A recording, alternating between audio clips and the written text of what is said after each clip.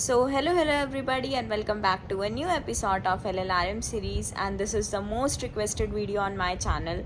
So, the topic is how to study for AIMS not set during the BSc Nursing course. BSc nursing करते करते कैसे AIIMS not set की preparation करें ताकि बाद में ज़्यादा टाइम ना लगे उसको क्रैक करने के लिए और ईज़िली हम अपने मनपसंद एम्स में BSc nursing as a staff nurse recruit कर सकें.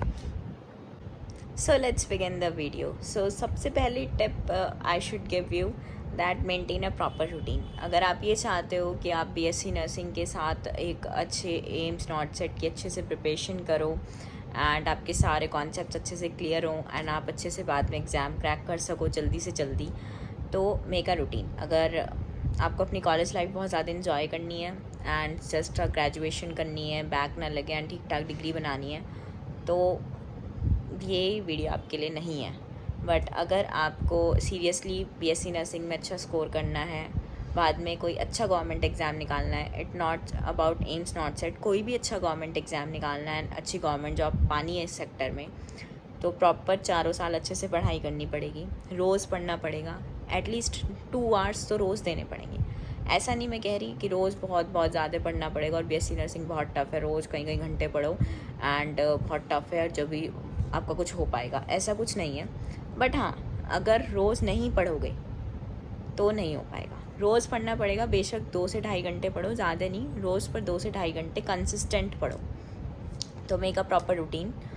2 to 2.5 आवर्स रेगुलर कंसिस्टेंट आपको देना पड़ेगा अपनी बुक्स को. जिस भी सेमेस्टर में हो उसी सब्जेक्ट को, उनके जो भी सब्जेक्ट्स हैं आपके उन्हीं को, ऐसा नहीं अपना से आगे का पढ़ना है या अपने से पिछले सेमेस्टर का पढ़ना है. जिस सेमेस्टर में उन्हीं सब्जेक्ट की उन्हीं बुक्स को अच्छे से थॉरली पढ़ना पड़ेगा, रोज़ पढ़ना पड़ेगा. तभी आप बहुत अच्छे से, आपके बेसिक कॉन्सेप्ट्स क्लियर होते हैं, तभी आप बहुत अच्छा तो अपने एनुअल एग्ज़ाम्स में स्कोर कर पाते हो और बहुत ही अच्छा आप मतलब जो गवर्नमेंट कॉम्पिटिटिव एग्ज़ाम है उनमें स्कोर कर पाते हो, क्योंकि कॉन्सेप्ट सभी क्लियर होता है. रोज़ पढ़ने वाले में और कभी कभी पढ़ने वाले में फ़र्क होता है, मानो इस बात को. ये मत सोचो तुम बहुत स्मार्ट हो, तुम बहुत इंटेलिजेंट हो, जो 10 दिन में पढ़ेगा वो मैं 1 दिन में कर दूँगा. नहीं, फ़र्क रह जाता है. कंसिस्टेंसी मैटर करती है, कंसिस्टेंसी मैटर करती है, इसीलिए बोल रही हूँ. अब जो सेकंड टिप है, that is divide the time and syllabus and do revision and practice MCQ. सो जिस भी सेमेस्टर में आप हो, जिस भी सेमेस्टर में हो, उसमें जो भी आपके सब्जेक्ट्स हैं उसको डिवाइड कर लो अकॉर्डिंग टू द टाइम, कि इस दिन ये सब्जेक्ट पढ़ना है, इस दिन ये पढ़ना है, इतना पढ़ना है. सिलेबस भी डिवाइड कर लो. टाइम दो रिवीजन का कि एक बार पढ़ लिया ऐसा नहीं है, फिर वीकली रिवीजन लेना है या किसका रिवीजन कब लेना है या मंथली रिवीजन लेना है. रिवीजन का टाइम दो. उसके अलावा MCQ प्रैक्टिस करो. बुक्स में आपको बताती हूँ अगले टिप में कि कौन सी बुक रेफ़र करनी है. कॉन्सेप्ट्स क्लियर होंगे जब बार बार थ्योरी पढ़ोगे. फिर MCQ प्रैक्टिस करो.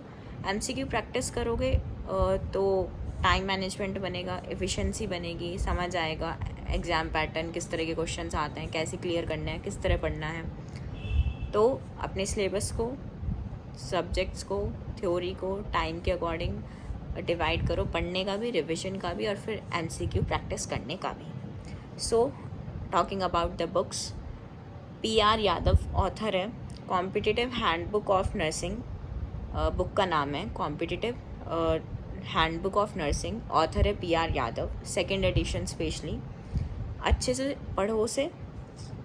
उसमें थ्योरी भी है, सारे सब्जेक्ट्स की थ्योरी अच्छे से, साथ में MCQ भी है.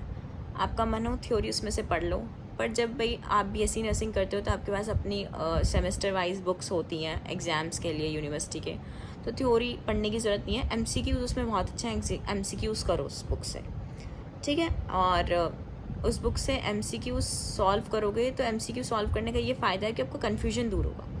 जो कॉम्पिटिटिव एग्ज़ाम होता है ना, उनमें जो MCQ वाले जो एग्ज़ाम्स होते हैं उसमें MCQ बहुत कहने को दर्ज होता है, MCQ वाला पेपर है, पर चारों ऑप्शन से ना इतने इंटर रिलेटेड होते हैं कि बंदा कन्फ्यूज रहता है. जिसने बहुत अच्छे से पढ़ाई की होगी ना वही कन्फर्म रहेगा कि ये आंसर करेक्ट है. नहीं तो चारों ऑप्शन, इवन 2 तो इतने कन्फ्यूजिंग होंगे ना, तो आपको पता नहीं चलेगा कौन सा सही है कौन सा गलत है.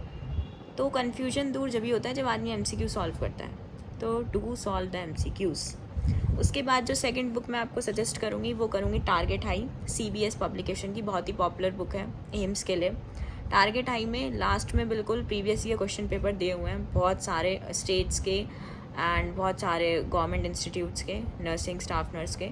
उन क्वेश्चन पेपर से गो थ्रू करो, उन्हें देखो अच्छे से, उन्हें सॉल्व करो, देखो कैसे क्वेश्चन पेपर्स हैं, कैसे क्वेश्चंस हैं, वो आपको बहुत हेल्प करेंगे। So second book is target high, first book is PR Yadav.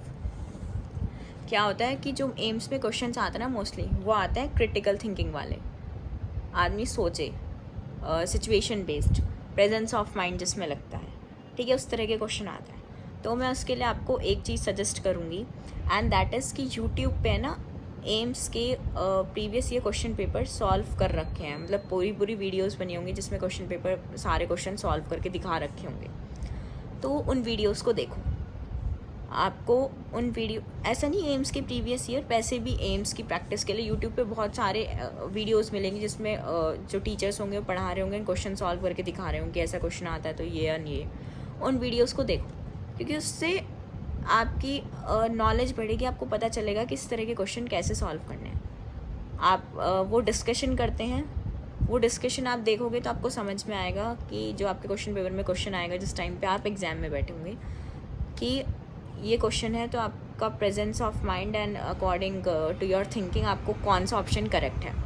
तो ये एक बहुत प्रो टिप दी है मैंने इस वीडियो में, इस पर ज़रूर ध्यान देना कि ज़रूर देखना कि यूट्यूब पे जो क्वेश्चन सॉल्व हो रखे हैं एम्स के या अदर भी गवर्नमेंट नर्सिंग जो एग्ज़ाम्स होते हैं उनके, जो क्रिटिकल थिंकिंग से रिलेटेड है, प्रेजेंस ऑफ माइंड से, सिचुएशन बेस्ड क्वेश्चंस, वो डिस्कशन करके सॉल्व करते हैं। पूरी वीडियो अच्छे से देखना, एनालाइज करना, उससे आपको बहुत हेल्प मिलेगी। उसके बाद स्ट्रेस बिल्कुल मत लेना और टाइम मैनेजमेंट, क्योंकि एग्ज़ाम में अगर एग्ज़ाम देने जाओगे स्ट्रेस लोगे तो जो ये वाले क्वेश्चंस होते हैं ना क्रिटिकल थिंकिंग वाले, ये दिमाग स्ट्रेस में बिल्कुल डाउन चला जाएगा और क्वेश्चंस गलत हो जाएंगे। So don't take stress. और टाइम मैनेजमेंट, MCQ सॉल्व करोगे तो टाइम मैनेजमेंट आएगा, नहीं तो दिक्कत हो जाएगी। And lastly I would say कि जो एग्ज़ाम होता है एम्स का वो मॉर्निंग और इवनिंग 2 शिफ्ट्स में होता है। आई विश कि सबको इवनिंग शिफ्ट मिले, इवनिंग शिफ्ट अच्छी होती है। इवनिंग शिफ्ट में बहुत फ़ायदा होता है, एक तो आदमी रिलैक्स होकर सुबह उठता है, आराम से रिलैक्स होकर पेपर देने जाता है, माइंड थोड़ा शांत होता है। मॉर्निंग शिफ्ट में थोड़ा हड़बड़ाहट सी होती है, जल्दी, तो थोड़ा फ़र्क पड़ता है। और इवनिंग शिफ्ट का पेपर देखा जाता है तो और comparison to morning shift easy आता है, तो वो भी चीज़ है। तो इसीलिए बाकी thanks for watching the video, stay tuned for more updates and hope you like the video, do subscribe my channel.